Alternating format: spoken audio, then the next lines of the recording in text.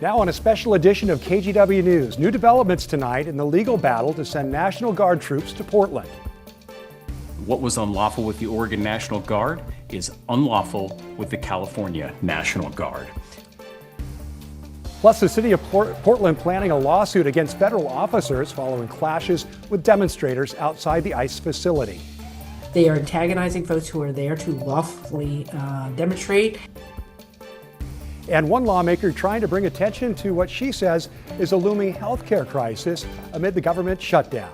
They need to come and work with us to solve a serious problem in front of our country.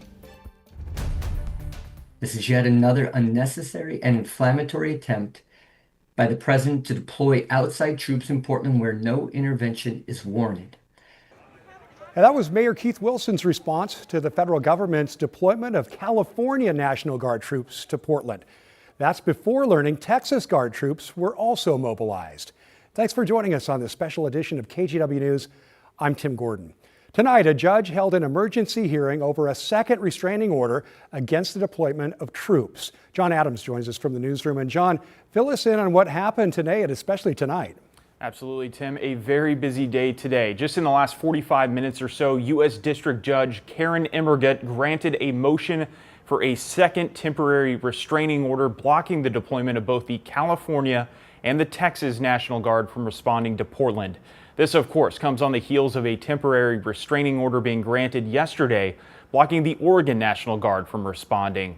Now, we know about 100 California National Guard troops have already arrived at Camp Withacum in Happy Valley.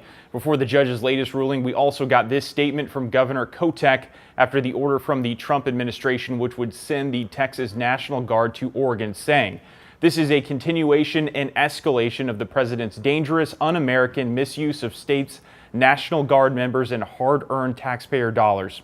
I join Illinois Governor J.B. Pritzker in his call on Texas Governor Greg Abbott to immediately withdraw any support for this decision and refuse to coordinate. Here is more of what happened before the judge's ruling today. Just hours after a federal judge temporarily blocked Oregon National Guard troops from deploying in Portland, members of the California National Guard were on their way to the Portland area by order of President Trump. 101 troops who were federalized in June landed in Oregon Saturday night. Another 99 were on the way by Sunday. What was unlawful yesterday is unlawful today. What was unlawful with the Oregon National Guard is unlawful with the California National Guard. As the California Guard troops assemble at Camp Withacum, Oregon Attorney General Dan Rayfield says the state has already added California to its suit against the Trump administration, which would block the California Guard from deploying in Portland. The president is trying to out-hustle us in this process, and so we're trying again to get in front of a court. Portland is burning to the ground. It's insurrectionists all over the place. It's Antifa. President Trump spoke about the situation in Portland Sunday morning, doubling down on his claims about the Rose City. The politicians are afraid for their lives. That's the only reason that they say, like, there's nothing happening. And you've seen it. The place is burning down and they pretend like there's nothing happening. Oregon's governor pushed back on the president's comments Sunday afternoon. There is no connection between the truth and what the president is saying in terms of what is happening on the ground in Portland. Portland's mayor also reaffirming his stance that no federalized guard troops are needed in the city. This is yet another unnecessary and inflammatory attempt by the president to deploy outside troops in Portland where no intervention is warranted. During a town hall in Beaverton on Sunday, Representative Susan Bonamici spoke on how the ongoing government shutdown will affect the National Guard troops deployed to Oregon. The government is shut down right now, so National Guard would be coming here without even being paid. Number one, we don't need them. Number two, we don't want them. Number three, it's not their job. And number four, they're asking them to do this without even getting paid. And Tim, just a clarification here, the judge's order not only blocks the National Guard troops from California and Texas, but any other state in the U.S., and that temporary restraining order will last 2 weeks. We're going to continue to monitor this story as it develops. Tim, back to you. John, thanks for bringing us the very latest information there. Let's take a live look now at the ICE facility on South Macadam. You see a pretty good gathering out there, but things look calm at the moment. Again, the Trump administration is using this area as justification for sending troops. Earlier today, the Portland branch of the FBI said they made 5 felony arrests over the past 24 hours, bringing the total arrests since June up to 147. During the press conference earlier today, Mayor Wilson said they're also planning to file a civil rights lawsuit against federal police, DHS, and ICE for their actions at the facility. Yesterday, federal officers appeared to take a more aggressive approach to the demonstrators, firing pepper balls and sending tear gas into the area. Indiscriminate use of impact munitions to disperse an otherwise peaceful crowd. Indiscriminately discharging pepper spray. We saw a sniper on the roof of the ICE facility. This is not what we typically look at in crowd control or peaceful protests. This is an aggressive approach trying to inflame a situation that has otherwise been peaceful. Mayor Wilson also claimed federal officers are trying to antagonize crowds who are otherwise protesting lawfully. And stay with KGW for continuing coverage on the protests, plus any further developments on the possible deployment of National Guard troops to Portland. Look for that here on air on KGW.com and also on the KGW Plus TV app. All right, well, the forecast really improved for the second half of the weekend with a lot of sunny skies today and warmer temperatures too. Meteorologist Joe Ranieri has a look at your forecast heading into this upcoming week. Joe. Hey there, Tim. We're going to be looking at really fantastic weather to start off the work week, and most of the week is going to be looking really pleasant and a little bit on the warmer side from what we have been seeing. Right now we're seeing a temperature of 63 degrees with clear skies from our Pioneer Park building camera. Winds are light right now coming in out of the west, but we'll start to see the winds really pick up heading into tomorrow. With that east wind, it's going to be pushing any threat of clouds out of our way. In fact, through the coast, the valley, and of course the mountains, you'll be seeing crystal clear skies from beginning to end. Tomorrow morning, right around 9 o'clock, we'll be looking at temperatures in the low 50s. It will be kind of a cool start, not just in the metro area, but in many locations across the state. Daytime highs in the mid to the upper 70s, and we'll have this ridge of high pressure in place over the next couple of days. But with the clear skies, there are going to be some watches and warnings throughout parts of the central and eastern side of the state, with a freeze watch in place as well as a freeze warning throughout parts of the Columbia River Gorge. Winds will be kind of a factor as well, picking up throughout parts of the gorge close to 40 miles an hour. Here locally, we'll see those winds, Tim, right around 20, 25 miles an hour, and that'll be the case not just tomorrow, but into Tuesday, and then we'll gradually cool down. I'll talk more about that in just a few minutes. All right, Joe, look forward to seeing you then. New tonight, Portland police are searching for the suspect or suspects behind a shooting that left a man with life-threatening injuries. Officers were called just after 5:30 this morning to the area of Southeast Foster Road and 88th Avenue. There, they found a man sitting in a car with multiple gunshot wounds. No one was arrested at the time. The homicide unit did respond due to the seriousness of the incident. Portland police ask anyone with information to reach out to them. The millions of people who rely on food stamps and family aid through federal programs could be at risk of losing assistance during the government shutdown. That's because funding was cut off September 30th. As Jen Sullivan reports, these crucial programs are now relying on reserve funds until the government passes a new spending plan. This is baby Zave. He's now 1.5 and thriving. But his mom, Ashley Vasquez, says that wasn't always the case. He just didn't have an appetite and he wasn't putting on weight. Zave was put on special nutritional drinks that his family received through WIC, federal funded program for women, infants, and children. It provides aid to more than 6 million low-income families to help cover expenses for food, breastfeeding support, and health education. But that money could soon be at risk if the government shutdown continues. For really young children whose sole source of nutrition may be infant formula, the loss of WIC would be absolutely devastating because their families don't have other options. Nell Menifee-Leiby with the National WIC Association says if the government doesn't pass a spending bill within the next 2 weeks, funding will likely run out. That really puts us in a crisis point very quickly. Funding for other assistance programs like the Supplemental Nutrition Assistance Program known as SNAP could also be at risk. Roughly 42 million people depend on SNAP to help cover groceries. October's benefits were already sent out, but come November 1st, it's unclear whether people will receive assistance as politicians continue to debate. Republicans refuse to extend the Affordable Care Act tax credit. This is not about health care. This is about Democrats wanting to show their progressive left base that they are fighting against Donald Trump. Meanwhile, it leaves vulnerable parents like Ashley Vasquez unsure how they're going to pay for their families. I'm Jen Sullivan reporting. And one U.S. senator is calling attention to what she says is a healthcare crisis that threatens to shut down small businesses. Senator Patty Murray from Washington says the one big beautiful bill, as it's been called, did not continue healthcare tax credits that millions of people benefit from under the Affordable Care Act. She says that means healthcare costs are about to more than double, especially for the small business owners and self-employed workers who are likely to get healthcare through the ACA marketplace. Those hikes are going to mean hard decisions.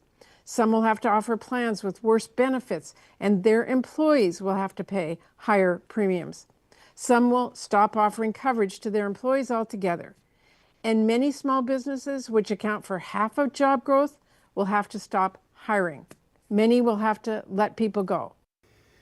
Senator Murray was joined by Oregon hospital leaders who warned cuts to the ACA also threaten people with insurance because hospitals will see more uninsured people who cannot afford to pay. Well, Democrats have blocked bills that would reopen the government because they did not restore that health care funding. Republicans accuse them of trying to pick a fight with President Trump rather than trying to reopen the government.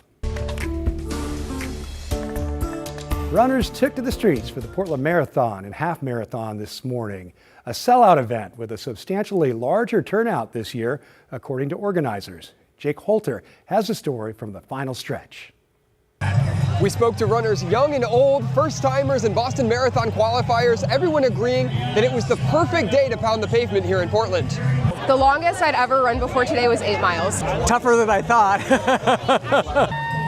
Runners were all smiles Sunday after finishing up the Portland Marathon and Half Marathon. I ran a course record. I ran it the past 2 years and got 2:59 and then 2:58, and then this time I ran 2:47, I think.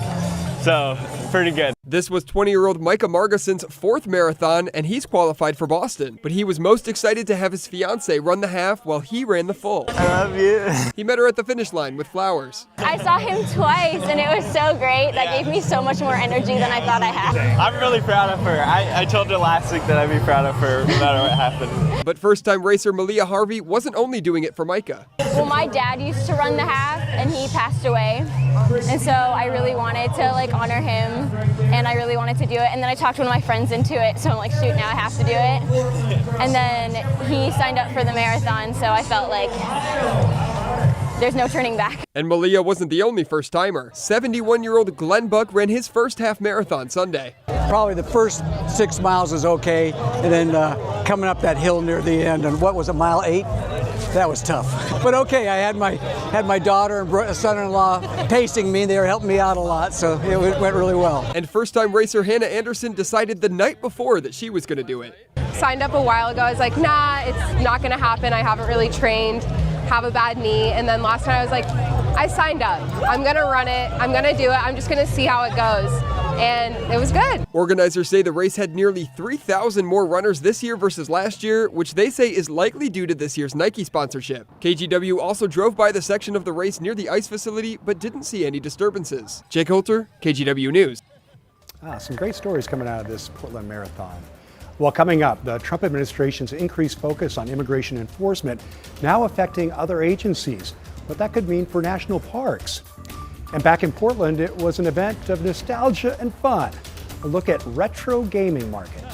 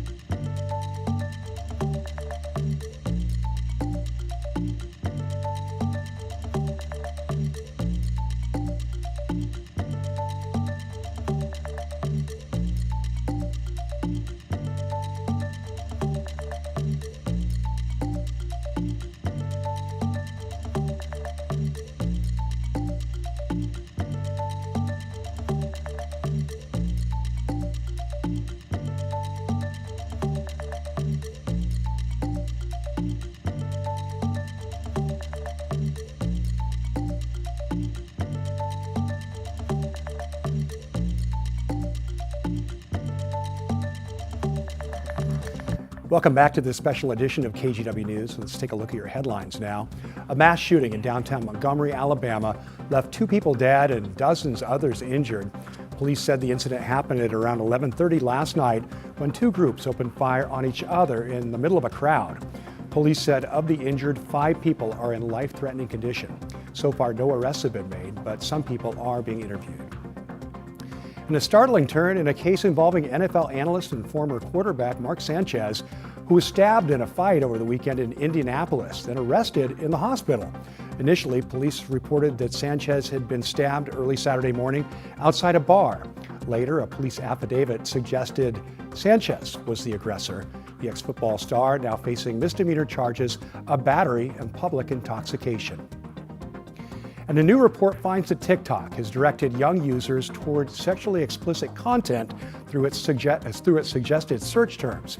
It comes from an investigation by UK nonprofit watchdog Global Witness.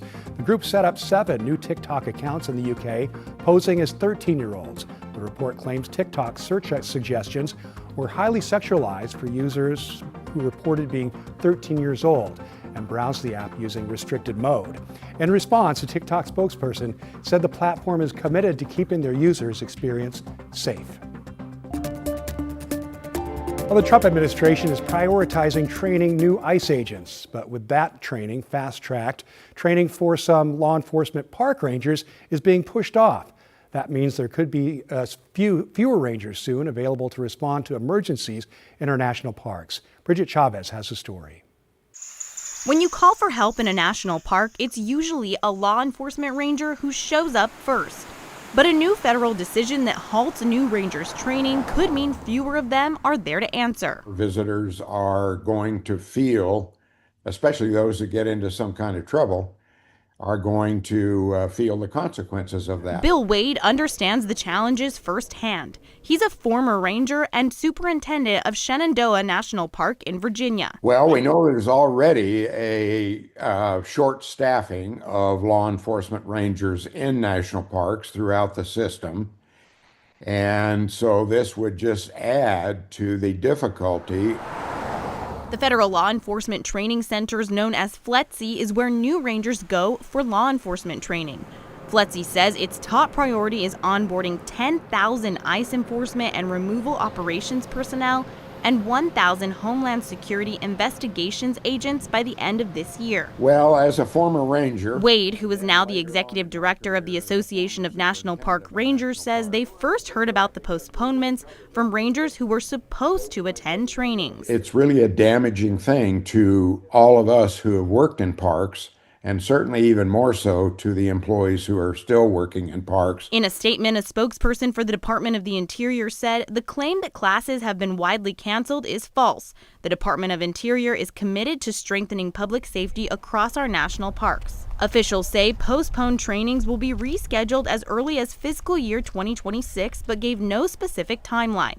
When we asked how many classes were delayed, how many vacancies exist, or what visitors should expect, their response was, quote, "We don't have anything additional to share at this time." I think this overall, what I call the demolition of the National Park Service and the damage to the parks, is going to take years, if not decades now, to overcome. Well, check this out. It was a market for the golden era of gaming. Earlier today, Lentz Pinball and the Zed hosted a retro gaming market. Whether for casual fans or for serious collectors, this event features vendors selling classic video game consoles and games, plus memorabilia and art. And once shopping was done, people could take part in the all-you-can-play pinball arcade. Every type of person you can think of actually plays pinball. There's no specific person that needs to be able to learn the skills to get good at pinball. You just got to play. Like I tell people who come here and they're beginners, I always say there's only one way to get good at pinball, and that's to play more pinball. And so it's just exciting. Good stuff. They even offered pinball lessons and tips. All right, let's get to Joe Ranieri now with your full forecast, Joe. Demi, I love pinball. My grandparents had one in their basement when I was a kid. Collected dust most of the time. I remember having a horse on it, and I believe my uncle has it in his basement. So that's something interesting. Kind of cool to see those retro games kind of get another life. Well, hey, as we look at the weather forecast, we're looking at some fantastic conditions heading into the first full week of October. We'll be under a ridge of high pressure that's going to be giving us a lot of sunshine. We'll also have the influence of that east wind moving through. So basically crystal clear skies all day tomorrow, all day Tuesday, and a good portion of Wednesday as well. So let's break down your futurecast. We'll go through tomorrow afternoon. Like I said, you're not going to be seeing anything but sunshine. A few clouds roll in late tomorrow night. But again, in terms of temperatures, we're going to be going well above average for this time of year by close to 10 degrees. We do have some watches and warnings because of the clear skies and that east wind. They're going to help produce some cold mornings out there. That blue color is a freeze watch throughout parts of the Dalles, and this other blue color you see throughout the Bend and Redmond area is a frost advisory. So be aware of that. Very cold conditions east side of the state, overnight lows in the upper 20s to low 30s. So we're getting that point of the year where, yeah, with the clear skies, our temperatures are going to be dropping pretty quick. We stay dry a good portion of the week until I'd say later part of the week. Some models are kind of going back and forth on when the rain is going to arrive. I don't have really the rain moving through until sometime potentially Thursday, but you'll most likely notice that rain move in by late Friday and into Saturday. That's when we'll start to see some wet conditions move through. Temperatures this afternoon were absolutely gorgeous, right around the low 70s. Even got in the low 70s along the Oregon coast tomorrow. And tomorrow is going to be more of the same thanks to that ridge of high pressure and that east wind. And the east wind will be strong, especially when you get closer into the Columbia River Gorge. But this is the setup over the next couple of days. Above average temperatures, at least for the early part of the week. As we head into Wednesday and beyond, our temperatures will gradually cool off, but it's going to be very nice. And speaking of very nice, should describe it as absolutely stunning through the Oregon coast for the early part of October. This is what we look like along the northern part of the beaches. Temperatures in the morning in the mid to the upper 50s, topping out in the low 70s. So it's going to be absolutely stunning no matter where you're at, except along the east side of the state tomorrow morning, where you're going to be seeing temperatures right around that freezing mark in a few locations. I'm going with a daytime high close to 80 degrees. That could be a little bit overdone regardless. It's going to be sunny and warm heading into the early part of the week. Stays really nice for Tuesday as well. Mostly sunny for Wednesday. Clouds will start to increase by Thursday with a slight chance to see some showers. Better chance of seeing those showers rolls in heading into Friday. We'll be right back.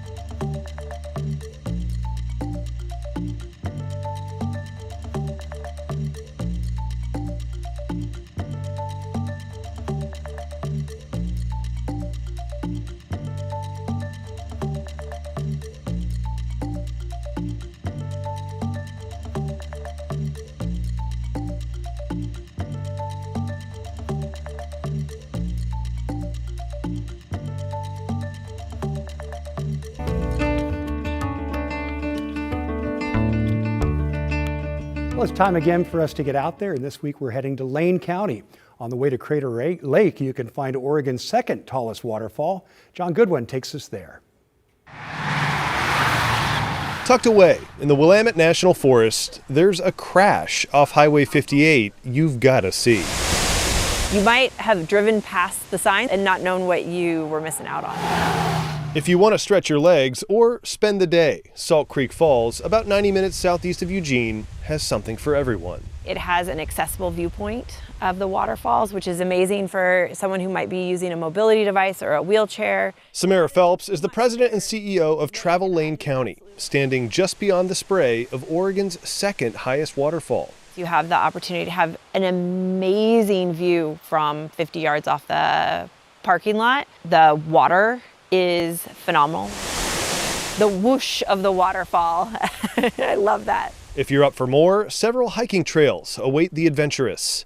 A 4-mile loop gets you to Diamond Creek Falls. It's a very different kind of falls. It's a fan waterfall. It's only maybe 90 feet tall, but it's wide and it comes over the basalt.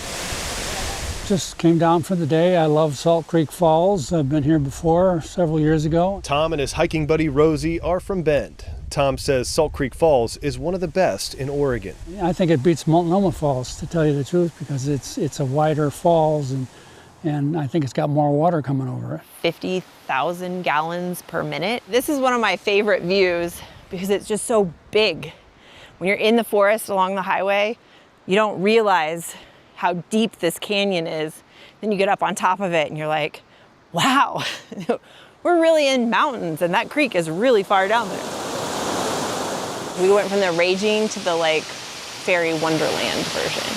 And you kind of get hung up with doing things in your own local area, and I think it's nice to get out. No matter which falls you walk to, this special spot is a great place to recharge. It is the opportunity to be fully present in one place. And what is better than that than at a waterfall? At Salt Creek Falls, I'm John Goodwin. Let's get out there. Wow, what a beauty. All right, thanks a lot for joining us. We'll be back in just over an hour for KGW News at 11. And don't forget, you can stream KGW News on your own schedule. Download the free KGW Plus app, available now on Roku, Apple TV, and Fire TV. We'll see you soon.